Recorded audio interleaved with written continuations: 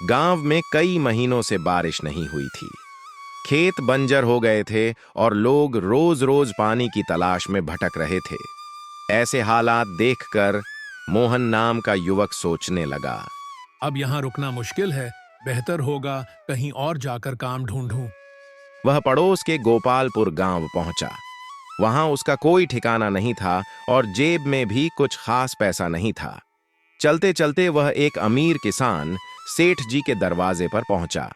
मोहन ने हाथ जोड़कर कहा, सेठ जी, मैं दूसरे गांव से आया हूँ। हमारे गांव में अकाल पड़ा है।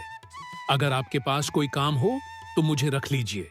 सेठ जी ने मुस्कुराते हुए कहा, काम तो है लेकिन आसान नहीं। मेरे पास दर्जनों गाय भैंस हैं। तुम्हें रोज सुबह शाम उन्हें चारा पानी देना होगा और गौशाला की सफाई करनी होगी। बदले में मैं तुम्हें महीने के 300 रुपए और 2 वक्त का खाना दूंगा। सोच लो, कर पाओगे?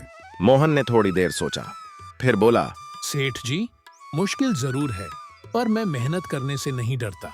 मैं यह काम कर लूंगा। धीरे धीरे मोहन ने अपनी लगन और ईमानदारी से सबका दिल जीत लिया। जानवर स्वस्थ रहने लगे और दूध भी ज्यादा मिलने लगा। खुश होकर सेठ जी ने उसकी तनख्वाह बढ़ा दी।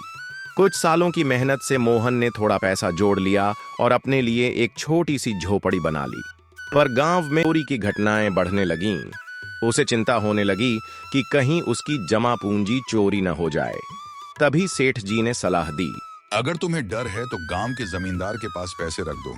सुना है वो ईमानदार है और उसके यहाँ पहरेदार भी रहते हैं।